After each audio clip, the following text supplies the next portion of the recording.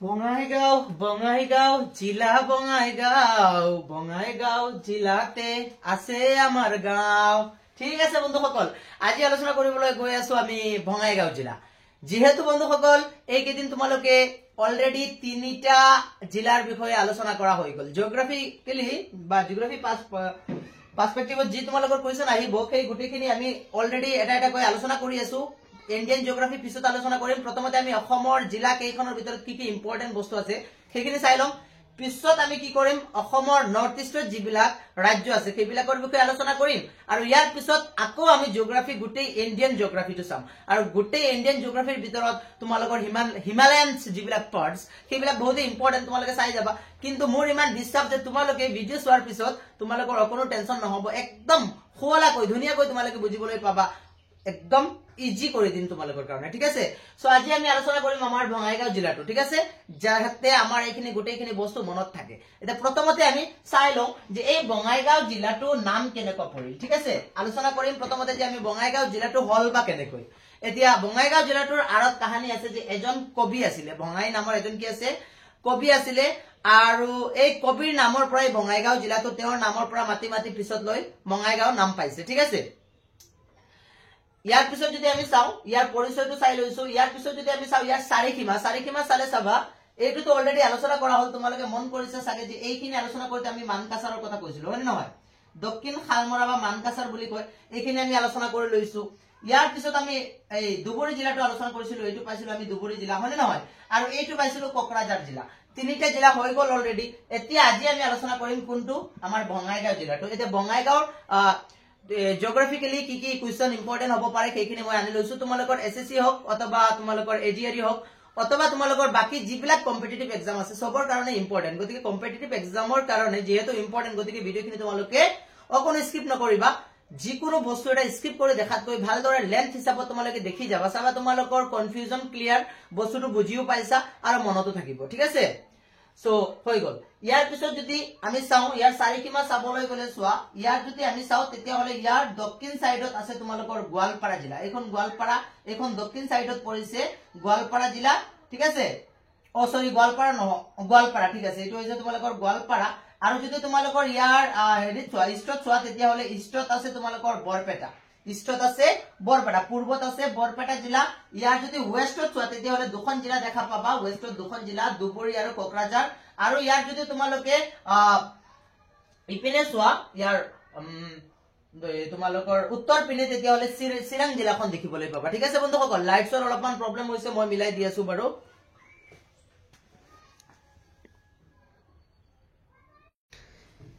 এতিয়া বন্ধুসকল তোমালোকে মানে লাইটৰ প্ৰব্লেমৰ কাৰণে মই অলপমান সমস্যা হৈ গল, তথাপি চাই থাকা। এতিয়া যদি তোমালোকে চোৱা তেতিয়াহলে বঙাইগাঁও জিলাখনৰ নৈ উপনৈসমূহ যদি চাওঁ তেতিয়াহলে ইয়াত প্ৰমুখ নদী আছে ব্ৰহ্মপুত্ৰ, মানাহ, চম্পাৱতী আৰু আই নদী। ঠিক আছে, এইকেইখন গৈছে। ইমান এটা ইম্পৰ্টেন্ট নাই, চাবলগীয়া ইমান বিষয় নাই, ইয়াৰ পৰা কুৱেশ্চন নাহে, সেইটো আছে। এতিয়া তোমালোকে চাবা মেইন বস্তুটো হল পৰ্যটন স্থল। পৰ্যটন স্থল কেইটা কিন্তু আহে। ঠিক আছে, গতিকে পৰ্যটন স্থল কেইটা মনত ৰখাৰ প্ৰয়োজন বহুত বেছি। চাবা পৰ্যটন স্থলৰ ভিতৰত প্ৰমুখ কেইটামান আছে। প্ৰমুখ বুলি ক'লে নাগেশ্বৰী মন্দিৰটো বহুত ইম্পৰ্টেন্ট হয়, শৈলগুহাটো ইম্পৰ্টেন্ট হয়, আৰু অভয়াপুৰীৰ বজাৰ আৰু নৰনাৰায়ণ সেতু। এই 4টা বস্তু আমি চাব লাগিব পৰ্যটনৰ ক্ষেত্ৰত। এতিয়া অভয়াপুৰীৰ বজাৰ যিখন আছে সেইখন এখন ফেমাস বজাৰ হয়। ঠিক আছে, এখন ফেমাস বজাৰ, সেইখন তোমালোকে কেতিয়াবা বঙাইগাঁও গলে যে অভয়াপুৰীৰ বজাৰ ক'ত পৰিছে গৈ পিনে ফুৰি আহিব পাৰা। ঠিক আছে, লাড্ডু চাড্ডু লৈ আহিবা, মই অলপ খাম। ঠিক আছে, অভয়াপুৰীৰ বজাৰত পোৱা যায়তো, গতিকে সেইখিনি তোমালোকে তাৰ পৰা কালেক্ট কৰিব পাৰা। ঠিক আছে, আৰু অভয়াপুৰী এটা ঐতিহাসিক বজাৰ হয়, গতিকে আশা কৰো কেতিয়াবা ভগৱানে তাক লৈ যাওক আমাক। ঠিক আছে, আল্লাহ ভগৱানে যিও কৰে। ঠিক আছে, ইয়াৰ পিছত নাগেশ্বৰী মন্দিৰ, এইখন কিন্তু এই যিখন টেম্পল আছে বহুত ইম্পৰ্টেন্ট। নাগেশ্বৰী মন্দিৰটো বহুত ইম্পৰ্টেন্ট কাৰণ তাত হিষ্টৰিক কিছুমান কথা সোমাই আছে, সেই পৌৰাণিক যুগৰ কথা। ঠিক আছে, একদম ইতিহাসৰ কথা যদি আমি চাওঁ তেতিয়াহলে কি আছিলে, তাত দক্ষ নামৰ এজন ৰজা আছিলে আৰু তেওঁৰে এজন জীয়েক আছিলে যাৰ নাম আছিলে সতী। ঠিক আছে, সতী নামৰ জীয়েক আছিলে তেওঁৰ, আৰু এই জীয়েকৰ বিয়া হৈ গৈছিলে গৈ কাৰ লগত, শিৱৰ লগত। মানে শিৱৰ লগত তাই পলাই পিনে বিয়া কৰি ললে। এইটো কথাত দক্ষৰ সন্তুষ্টি নাছিলে। ঠিক আছে, এবাৰ দক্ষৰ ঘৰত বৃহৎ আকাৰৰ এটা পূজাৰ আয়োজন কৰা হল, আৰু এই পূজাতে কি কৰা হৈছিলে, সতী আৰু শিৱক মাতা হোৱা নাই, কিন্তু খবৰটো পাই গৈছিলে কোনে, সতীয়ে। তেতিয়া তাই শিৱক বহুত খাটনি ধৰিছিলে যে মোক লৈ যাক, ঘৰত ইমান ডাঙৰ পূজা হৈ আছে, কিন্তু শিৱই তাইক বুজনি দিছিলে যে যত নামাতে তাত যাবই নালাগে, এনেকুৱা বুজাই দিছে যে আমাক যিহেতু তাত নিমন্ত্ৰণ কৰা নাই গতিকে আমি তাত নাযাওঁ। কিন্তু সতীয়ে সেই তেওঁৰ হাজবেণ্ডৰ কথা মানা নাই, শিৱৰ কথা মানা নাই, আৰু কি হৈছিলে সতী কত আহি গল, দেউতাৰ ঘৰলৈ আহি গল। আহি যেতিয়া তেওঁ সমাৰোহখিনি দেখিছে, ইমান ডাঙৰ এটা পূজা পাৰ্বণ লাগিছে, লগাৰ লগে লগে তাইতো পুৰা একদম উৎফুল্লিত হৈ গল, আৰু উৎফুল্লিত হৈ দেউতাক কৈছে যে আপুনি আমাক যে মাতা নাই, ইমান ডাঙৰ এটা পূজাৰ আয়োজন কৰিছে আৰু পূজাৰ আয়োজন কৰি আমাক মাতা নাই। এনেকুৱা কোৱাতেই দেউতাই তাইক কিছুমান কথা কলে, গালি খপনি কৰিলে, বোলে তুমিতো গৈছা গৈ কাকো কোৱাও নাই, আৰু তোমাৰ ইয়াত কোনো অধিকাৰো নাই, আৰু তুমি যাৰ লগত বিয়া হৈছা সেইজন এজন কি হয়, সদায় ভাং খাই শুই থাকে, এনেকুৱা কাম কৰে তেনেকুৱা কাম কৰে, মানুহজন ভাল নহয়, হয়নে নহয়? বিভিন্ন ধৰণৰ কথা তাইক শুনাইছে, আৰু তাই এই কথাখিনি সহ্য কৰিব নোৱাৰি দেউতাৰ কথাত ক্ৰোধিত হৈ বা কিবা কিবি হৈছে, আৰু দেউতাৰ লগত কাজিয়া হৈছে, হাই কাজিয়া হোৱাৰ পিছত তাই কি কৰিলে, সুইচাইড কৰি ললে। আৰু এই সুইচাইড কৰাৰ পিছত যেতিয়া শিৱই কথাখিনি গম পালে যে তেওঁৰ পত্নী হেৰি হৈ গৈছে, সুইচাইড কৰি লৈছে, এই লাষ্টটোক লৈ গোটেই ব্ৰহ্মাণ্ড মানে গোটেই বিশ্ব শিৱই তেওঁৰ পত্নীক লৈ ঘূৰিছে, ঘূৰি ঘূৰি ঘূৰি ঘূৰি ঘূৰি ঘূৰি কৈছে, কান্দিছে, এনেকুৱা এনেকুৱা মৰি গল। ঠিক আছে, তেতিয়া শিৱৰ এই পৰিস্থিতিটো দেখি বিষ্ণুৱে কি কৰিছিলে, বিষ্ণুৱে তেওঁৰ যিটো চক্ৰ আছিলে সেই চক্ৰ ঘূৰাই দিলে, আৰু সেই চক্ৰটো ঘূৰি ঘূৰি ঘূৰি ঘূৰি গৈ এই তেওঁৰ যিজনী পত্নী আছিলে সতীৰ 52 টুকুৰা হৈ গল, 52 টুকুৰা মানে কাটি দিছে সতীক। আৰু এই 52 টুকুৰা কাটি দিয়াৰ ফলত যাতে শিৱই পাহৰি যায় আৰু নাইকিয়া হৈ যায়, যাতে আৰু খুজি নাপায়, সেই 52 টুকুৰা সময়ত তেতিয়া তেওঁৰ ত্ৰিশূলটো গৈ, যিটো ত্ৰিশূল আছিলে সেই ত্ৰিশূলটো গৈ কত পৰিছিলে বোলে, এই বঙাইগাঁও জিলাৰ এই নাগেশ্বৰী মন্দিৰ যিটো প্লেচ আছে সেইটো ঠাইত পৰিছিলে। আৰু এই ত্ৰিশূলটো পৰাৰ কাৰণে তাত এটা মন্দিৰ নিৰ্মাণ কৰা হৈছিলে, সেই মন্দিৰটোৰ নাম হৈছে তোমালোকৰ নাগেশ্বৰী মন্দিৰ। সো নাগেশ্বৰী মন্দিৰৰ আৰু কাহিনীখিনি তোমালোকে মনত ৰাখিবা। ইয়াৰ পিছত ইয়াত তাত এটা শৈল গুহা আছে। ঠিক আছে, এটা যদি আমি চাওঁ ইম্পৰ্টেন্ট হিষ্টৰিকেল প্লেচ হয় শৈল গুহা। শৈল গুহা মানে কি, শৈল মানে শিলেৰে নিৰ্মিত এটা গুহা আছে, তোমালোকে দেখিবলৈ পাবা। মানে বস্তুটো এনেকুৱা হৈ আছে, চাবা, মানে এনেকুৱা চিৰি তোমালোকে উঠি উঠি যাব লাগিব, উঠি উঠি গৈ ইয়াত এটা কি আছে, এনেকুৱা পাহাৰেৰে কি আছে নিৰ্মিত কি আছে, গুহা আছে, আৰু এনেকুৱা ইয়াত তাত দৰ্জা আছে, এই দৰ্জা পিনে সোমাই যাব লাগে। ঠিক আছে, এনেকুৱা তোমালোকে চিৰি উঠি উঠি যাবা, গৈ পিনে এইটো ইপিনে পৰা তোমালোকে সোমাই যাব পাৰা। ভিতৰত একদম অন্ধকাৰ, একেবাৰে অন্ধকাৰ আছে। ঠিক আছে, ভিতৰৰ চাইডটো একেবাৰে কি হয়, অন্ধকাৰ হয়, তোমালোকে সোমালে পাৰিবা, ভিতৰত গৈ সোমাই পিনে তোমালোকে দেখি আহিব পাৰিবা ভিতৰ চাইডটো কেনেকুৱা আছে। ঠিক আছে, গতিকে তোমালোকে কেতিয়াবা গলে মোৰ চিত্ৰ অংকন ইমান ভাল নহয়, সেইকাৰণে সৰি, কিন্তু ইয়াৰ ভিতৰত তোমালোকে এইটো গুহাটো চাই ললে মনত থাকিব শৈল গুহা। ঠিক আছে, এনেকুৱা মনত পেলাব পাৰা, ছাৰে একদম উল্টা পুল্টা কিবা এটা গুহা বনাই দিছিলে, চিত্ৰ অংকন কৰিব নাজানে, আৰু সেই গুহাটো কত আছে বোলে, শৈল গুহা কত আছে বোলে, বঙাইগাঁও আছে। গতিকে বঙাইগাঁৱৰ কাৰণে এইটো মন দিবলগীয়া কথা। ইয়াৰ পিছত যদি আমি চাওঁ তেতিয়াহলে নৰনাৰায়ণ সেতু, হয়নে নহয়, তৃতীয়খন দলং, হয়নে নহয়, আমাৰ ব্ৰহ্মপুত্ৰৰ ওপৰত তৃতীয়খন দলং কি আছিলে, নৰনাৰায়ণ সেতু। আৰু এইখন কোনটো ডিষ্ট্ৰিক্টত লাগিছে, এইখন যদি আমি চাওঁ তেতিয়াহলে ধুবুৰী ডিষ্ট্ৰিক্টৰ পৰা এইটো কি হৈছে, চিৰাং ডিষ্ট্ৰিক্টলৈ এনেকুৱা কি হৈছে, এই আমাৰ ব্ৰিজখন আছে, নৰনাৰায়ণ সেতু ব্ৰিজ।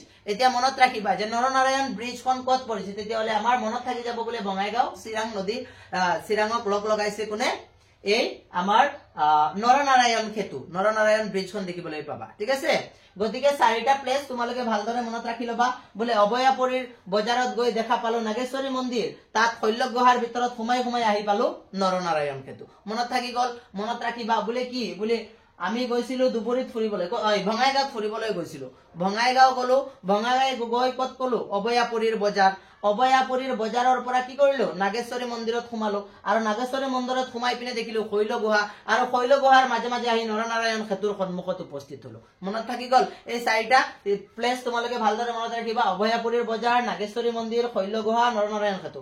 মই কুৱেশ্যন কৰিছো, সোনকালে উত্তৰ দি যাবা তোমালোকে। কোৱাচোন তোমালোকে, অভয়াপুৰীৰ বজাৰ কত আছে, নাগেশ্বৰী মন্দিৰ, আৰু কি আছে বস্তুটো মনত পেলোৱা, শৈল গুহা, আৰু কি এটা বস্তু, নৰনাৰায়ণ সেতু। 4টা পৰ্যটন স্থল, এই 4টা মনত ৰাখি লবা। ঠিক আছে, প্ৰথম কথা কি, অভয়াপুৰীৰ বজাৰ, নাগেশ্বৰী মন্দিৰ, শৈল গুহা, নৰনাৰায়ণ সেতু, মনত থাকি গল। এতিয়া আমি আলোচনা কৰিম ইয়াৰ প্ৰধান শিল্প উদ্যোগৰ বিষয়ে। ইয়াৰ পৰাও আহে, ইয়াৰ পৰা মোষ্ট ইম্পৰ্টেন্ট তোমালোকৰ কাৰণে হয় এইটো কাগজ কল। ঠিক আছে, ভেৰি ভেৰি ইম্পৰ্টেন্ট বুলি কৈ দিয়া, কাগজ কল। যোগীগোপা নামৰ ঠাইত এটা কাগজ কল আছে, যোগীগোপা নামৰ ঠাইত এটা কি আছে, কাগজ কল আছে গতিকে সেইটো মনত ৰাখিবা কাগজ কল কত আছে বুলি কয় তেতিয়া হলে যোগীগোপা আৰু যোগীগোপাটো কত আছে যোগীগোপাটো আছে বঙাইগাঁও জিলাত গতিকে বঙাইগাঁও জিলাৰ যোগীগোপা নামৰ ঠাইত এটা কাগজ কল মানে কাগজ নিৰ্মাণ কৰা এটা উদ্যোগ আছে তাত কাগজ নিৰ্মাণ কৰে ঠিক আছে ইয়াৰ পিছত ৰিফাইনাৰী আছে ৰিফাইনাৰী বুলি কলে কি তাত মানে অয়েল যিবিলাক উঠাই আনা হয় অয়েল এই অয়েল বিলাক তাক নিষ্কাশন কৰি পৰিশুদ্ধ অয়েল লৈ ৰূপান্তৰিত কৰা হয় মানে ৰিফাইনাৰী কৰা হয় ঠিক আছে প্ৰস্তুত কৰা হয় আৰু এইটো কত কৰা হয় এইটো ৰিফাইনাৰী কত বুলি পাইছো আমি বঙাইগাঁও জিলাতে আছে ইয়াৰ ভিতৰত পেট্ৰকেমিকেলছ লিমিটেড পেট্ৰকেমিকেলছ মানে পেট্ৰলিয়াম যেটো নিষ্কাশন পদ্ধতি বা পেট্ৰলিয়াম বনোৱা যেটো কৌশল বা উদ্যোগ সেইটো কত আছে সেইটো আছে তোমালোকৰ বঙাইগাঁও গতিকে বঙাইগাঁওত আমি কি পালো যে উদ্যোগৰ ক্ষেত্ৰত পালো কাগজ কল আছে ৰিফাইনাৰী আছে পেট্ৰলিয়াম লিমিটেড আছে ইয়াৰ পিছত পাইছো কি যে তাত এলুমিনিয়ামৰ বাচন তৈয়াৰ কৰা হয় এলুমিনিয়ামৰ বাচন আৰু এইটো তেল শোধনাগাৰটো কলোৱেই সৰি এইটো আকৌ লিখি দিছো মই অসমীয়াত এইটো নালাগে এলুমিনিয়াম বাচন লোহাৰ সামগ্ৰী তৈয়াৰ কৰা হয় আৰু এটা ইম্পৰ্টেন্ট যে ৰেল মেৰামতি কৰা হয় এতিয়া আমাৰ অসমত ৰেল মেৰামতি কত কৰা হয় যদি কোৱেশ্চন খুদে তেতিয়া হলে জানিবা যে ৰেল মেৰামতিৰ কাৰণে আমাৰ কি হয় বঙাইগাঁওতে এটা কি আছে তাত ৰেল মেৰামতিৰ কাৰণে কি কৰা হৈছে তাত হেৰি বনোৱা হৈছে উদ্যোগ বনোৱা হৈছে তাতে ৰেল বিলাক মেচিনাৰী বস্তু বিলাক ঠিক কৰা হয় গতিকে এইটো হ'ব তোমালোকৰ ৰেল মেৰামতিৰ কাৰণে বঙাইগাঁওত বনোৱা হৈছে গতিকে এইখিনি হৈছিলে বন্ধুসকল তোমালোকৰ ইয়াৰ পিছত ইয়াত যদি চাও তেতিয়া হলে আমি এটা বস্তু ইয়াত থাকি গল যেটো নেকি আমাৰ হাইৱে হয় তাত 31 নম্বৰ নেশনাল হাইৱে পাৰ হৈ গৈছে আৰু 31 খটো নেশনাল হাইৱে পাৰ হৈ গৈছে ঠিক আছে এই দুটা মনত ৰাখি লবা নেশনাল হাইৱে 31 আৰু 31 খ নেশনাল হাইৱে যেটো কিটো এইটো আমাৰ কি বঙাইগাঁও জিলাৰ মাজেৰে পাৰ হৈ গৈছে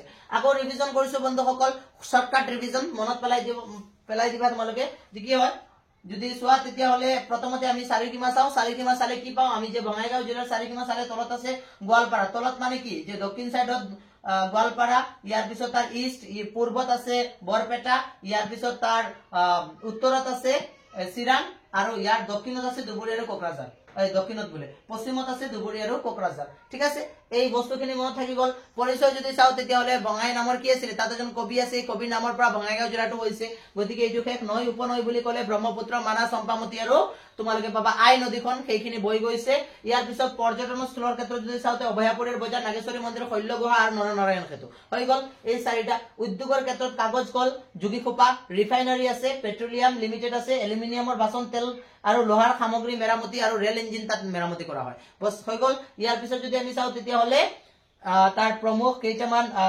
কি কয় নেশনাল হাইৱে যদি চাও তেতিয়া হলে 31 নেশনাল হাইৱে গৈছে আৰু 31 খ নেশনাল হাইৱে গৈছে গতিকে এইখিনি তোমালোকৰ হৈ গল তুৰতে আমাৰ বঙাইগাঁও জিলা নেক্সট আমি আৰু এটা আলোচনা কৰিম এইটো ভিডিওতে আলোচনা কৰিম না তিনটা আলোচনা কৰি লোৱাতে ভাল ন নহয় দুটা কৰি যাওক তোমালোকে নহলে পাহৰি যাবা ঠিক আছে এতিয়া আমি নেক্সটটো আলোচনা কৰিম ধন্যবাদ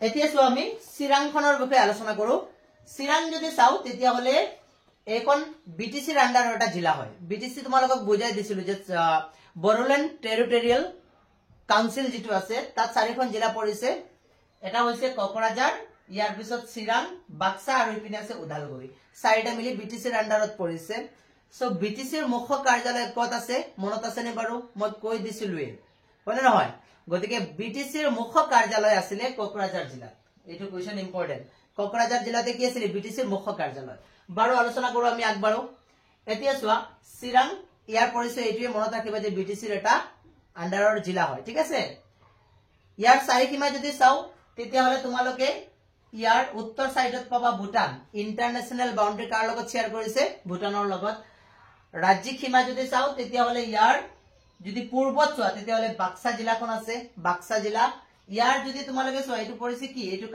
মানে জয় ভিডিওতে এইটো ভিডিওতে আলোচনা কৰি আহিলো হয় নে নহয় বঙাইগাঁও ইপিনে আমি যদি চাও ইয়াৰ দক্ষিণ সাইডত সাউথ ফালে চালে আমি কি পাম বঙাইগাঁও পাম আৰু ইয়াৰ যদি ওয়েষ্টত চাও তেতিয়া হলে কোকৰাঝাৰ আছে ঠিক আছে বাৰু এইখিনি মনত ৰাখিলা ইয়াত তোমালোকে পৰিচয়টো হৈ গল যে বিটিসি আন্ডাৰৰ এটা জিলা হয় এতিয়া আলোচনা কৰিবা যে ইয়াৰ নৈ উপনৈ কি আছে নৈ উপনৈ বুলি কলে তোমালোকে যিখিনি বস্তু বঙাইগাঁৱত পাইছিলে যি নদী সেই নদী কাৰ মাজেদি আহিছে চিৰাঙৰ মাজেদিও আহিছে গতিকে চিৰাঙৰ মাজেদি কোন কেইখন নৈ আহিছে আমি যদি চাও মানা নদীখন আহিছে আই নদীখন আহিছে আৰু চম্পামতি নদীখন, মানা আই চম্পামতি, মানা আই চম্পামতি এই নদীখন আহিছে। ইয়াৰ পিছত যদি চাও তেতিয়াহলে আমাৰ পৰ্যটন স্থল, প্ৰধান পৰ্যটন স্থল কি আছে, তাত প্ৰমুখ যিটো পৰ্যটনকাৰী যায় সেইটো যায় কিন্তু মানাহ ৰাষ্ট্ৰীয় উদ্যান চাবলৈ।